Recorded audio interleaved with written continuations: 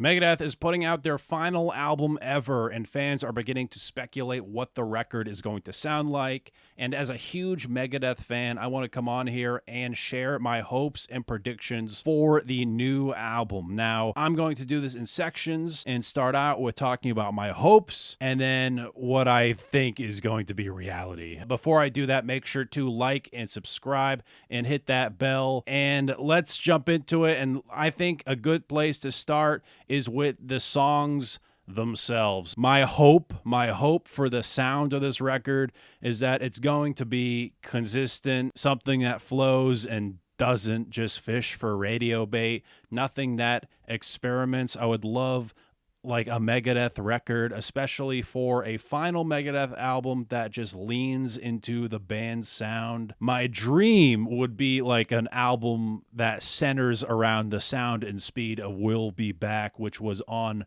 the last Megadeth album, The Sick, The Dying, and The Dead. I would be open to an instrumental, of course, or a slower song like Poisonous Shadows from Dystopia. I also hope there are no intros or long outros with dialogues or skits, which we got a lot of on the last album. And for the love of God, no AI voices on that last album. That would be so hell. Finding out that the band is retiring from like an AI voice was painful enough, but for it to be recorded into the grooves of the final album would be very tragic. And yeah, I just want nothing on this album to be AI, nothing at all. I also hope there are no covers on this album. I want it to be purely new material. The worst case scenario is probably covering anything off Kill 'Em All.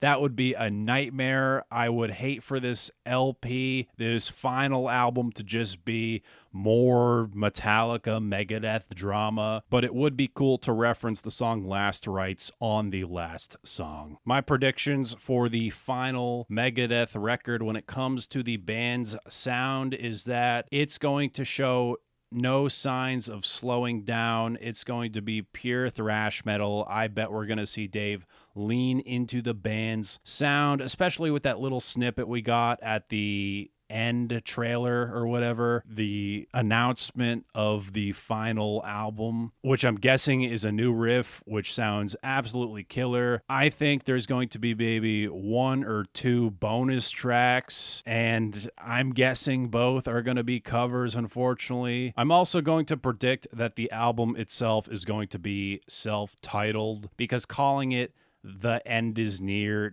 doesn't really make any sense. Wouldn't it just be called The End? The End Is Near as The End album doesn't really make a whole lot of sense, but I believe they're going to continue on what they did with the last album with extended intros and outros and really build up a dramatic atmosphere with this album. But I'm hoping it's all killer, no filler for the final album. For the next section of this, I want to talk about the lyrics and what I hope and predict about them. When it comes to lyrics, I hope we get a bit of everything on this album, but I would love to see some self-reflection, a bit like what we saw on the last album with tracks like Celebutant. I don't want the lyrics to be talking about taking the high road until the world explodes or about how he wants to go to Mars. But I would really love to hear Dave reflect on his past and mortality and just the state of the world in general. I did enjoy a lot of his lyrics on world history on the last album, so it would be cool to get a little more of that. I would really love to see some political lyrics on this album. It's so ingrained into Megadeth's DNA, and looking at this whole Jeffrey Epstein scandal, there is so much material for a Megadeth song. I would love to see a song centered around that, but political lyrics in general would be very fitting for this final album. Now, my predictions for the lyrics in the final album, I think it's just going to be more of the same of what we got on the last album, The Sick, The Dying, and The Dead, where it's going to be less about politics and more about Dave's interest in world history. I would honestly be surprised if the band has any punk-like political lyrics from the early days, since it seems like the band is going in a more authoritarian direction And I think we're going to go further in that direction with the new album. So this next section I want to talk about are credits. I want to talk about some of the potential guest features on this album. So let's get into my hope. My hope is that we get a ton of guest performances from past Megadeth alumni. And just fully celebrate the band's history. There should be no features on this album from Ice-T or other musicians outside the Megadeth camp. It would just be so awesome for like the first song to feature a solo from Kiko, just for the next one to feature something from Chris Poland. It would just be so awesome for the whole record to reflect the entire band's career and feature all these different styles from the band's past. Now, my predictions when it comes to the credits and features on the final Megadeth album are a little pessimistic. I think that Dave is going to want full control of the final album, and it's going to feel more like a Dave Mustaine solo album than something from Dave & Co. I do have a bit of fear that it's going to be like the last album, where you're hoping you're going to get a feature from Marty Friedman just to get some bullshit from Flavor Flav or something on the final album. Like having Ice-T on the last album, like on The Sick, the Dying, the Dead as a feature, does not hold up at all and made no sense. I'm really hoping if there are features on this, he just sticks to metal musicians. I would really love if we get some Megadeth alumni on the final album.